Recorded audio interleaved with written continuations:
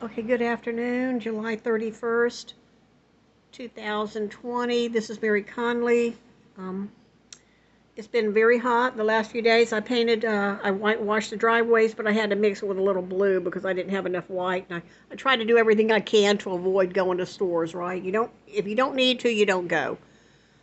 So, I painted that. And I'm going to do some touch up tomorrow. I cut three areas of Ruella, filled three trash cans nearly. I've got some yard bags to do two in the backyard, and there's regular weeding. I went on my 3 mile walk today. It's very hot out there. I got the clothes hanging up, with paint clothes, because whenever I'm painting, it splatters everywhere. So I have a paint outfit that I have. But I figure since I've still got to do some touch up on the driveway and sidewalk, I'll just keep them out a bit. I called Tennessee and I talked to the people at the Alcatraz Museum, and that was this morning sometime. They're an hour different from Jacksonville. I have people that live near Tennessee, but anyway, $26 or 36 if you want the whole tour and stuff. Anyway, I asked her about the Volkswagen. I said, is Ted Bundy's Volkswagen? She said yes, and I said, well, okay. She said all the mechanical parts were removed. So I asked her if she knew what the odometer reading was, because I had done in my mind, reading Liz Clofer's book. She said that he had enough money, was working for Mr. Evans, that in late November, December of 72, he was able to afford a used Volkswagen. So he got a 68. They usually come out in August, September, so it would have been 4.5 years old, approximately, okay? So 68, 69, 69 to 70, 70, 71, 71 to 72. So for 4.5 years at 10,000 a year, mileage, it should have been between 40 and 50,000 miles on it. So he's got one. He bought a used vehicle, assuming it was a normal use, then it might be 40 or 50,000 miles. That's 43. I wanted to find out what the ending mileage was, and she didn't know. So, so much for Alcatraz Museum. I called Chamberlain. He's in there still. I don't know what he's doing there. It's 7 o'clock at night. It's hot as hell.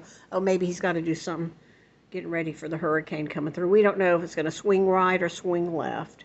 If it swings out to the ocean, it won't be too bad. We're inland about 23 miles, so we'd be okay. But trees go down, electricity can go off. It's very stressful. Your parents are gone. Your brother died at 17. Your half-sister died in 18.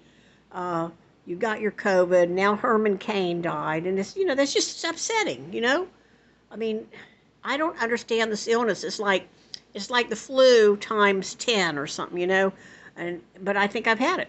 On the other hand, I think I have had it, but who knows?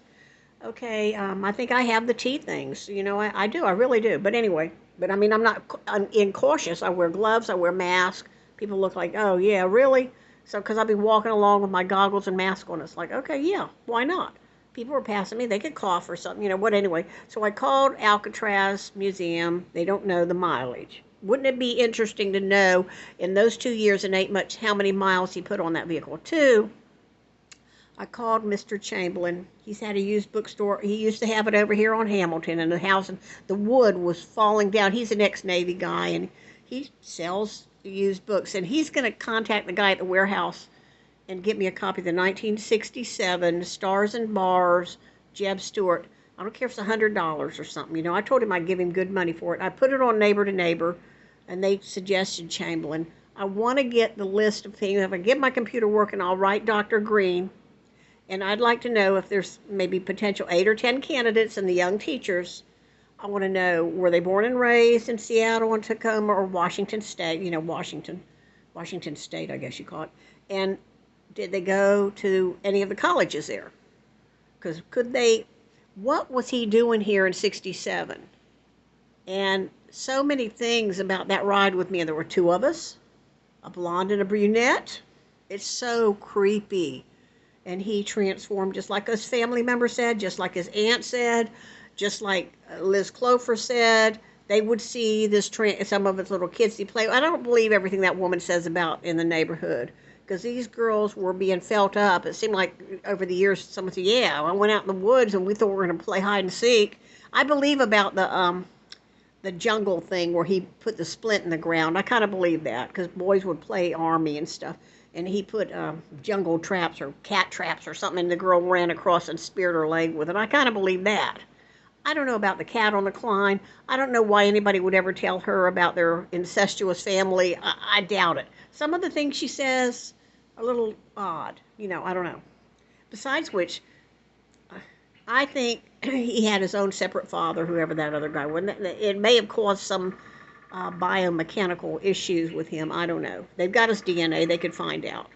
It would be very simple for 23andMe or Ancestry.com to look at it and say, yes, this is indications of incestuous birth or something. And you wouldn't even have to have anybody else's. You could look at the DNA and it would probably tell you, yes, this is a child of incest. I don't think it was. And of course, they could follow that family. And I don't understand the family. I know they were secretive, but it seemed to me, I hope they're keeping a book somewhere and describe some of the things that happened in their childhood that confirm or deny that he was feeling people up, that he burnt cats. Why wouldn't you do that as a, you could send it in, say, but anyway, whatever. I'm not going to be around forever. Shouldn't they, do that? But anyway, so we're going to get the Stars and Bars, which strangely is a Confederate it's a Confederate flag. I remember the book, and I actually probably had that book, but I don't have it. Damn, And I put it on Neighbor to Neighbor, and and I said, even if I could just borrow it, I'd take some pictures of it. Anyway, it's very hot. I just had some rice-a-roni. I'm tired. My tooth, I got to go to lab Monday for lab work, and then, for my thyroid. And if my tooth continues to hurt, it's apparently an abscess tooth, and it'll probably need a root canal. So we're waiting to see. I have the Sensodyne. I have Oragel. Oh, I almost had an incident in public, so I'm not even going to go there. My tooth was hurting. I went on my walk. My mask was on. My goggles were on. I had my list. And you're coming to the end of the aisle. So I looked down because there's a creamer. Creamer's on sale called almond milk. And it was 2 for $5. That's a pretty good deal. I said, I'll get that. Shoot, that'll last all 7 days. It'll last even more. You can make a latte out of it or something. So anyway, so when one's washing, she's washing her, sanitizing the refrigerator doors. She said, may I help you? And I guess I had a scowl on my face, and I think I said something under my breath, and we almost had an incident. I wasn't going to the dairy yet. I still had I was looking for Oragel, too. So if I had a scowl on my face, it had nothing to do with her. But because she was a little demented, she kept on. She was going to follow me around the store, and she was a worker. And I think, oh, my God, it's like some of the people out there are looking to do things now, and oh my God, I don't want to get involved with anybody or anything. I don't want anybody up in my face. I was looking down, and probably because I'm nearsighted and my face was hurting, I probably had something like a scowl on my face. And she goes, may I help you? And I said, oh no, ma'am, I'm fine. Everything's fine, And I turned, you have to go the aisle a certain way. And I actually shop every aisle because I had a couple I wanted to get a dog's treat, and I was looking for the Oragel, which, and I needed straws. That's another thing. I've got straws for my tooth. Instead of, like I have a cold drink, I use a straw. I know. But I use the straws. I found those. And so I got straws. I've got Oragel left over. I've got enough to carry me for a week anyway. I've got Sensodyne. I've got ibuprofen. It doesn't hurt, but I notice it comes and goes, like if you have pressure or heat or cold. But it seems like it's going away now. But anyway, this is what I've been doing. Thank you.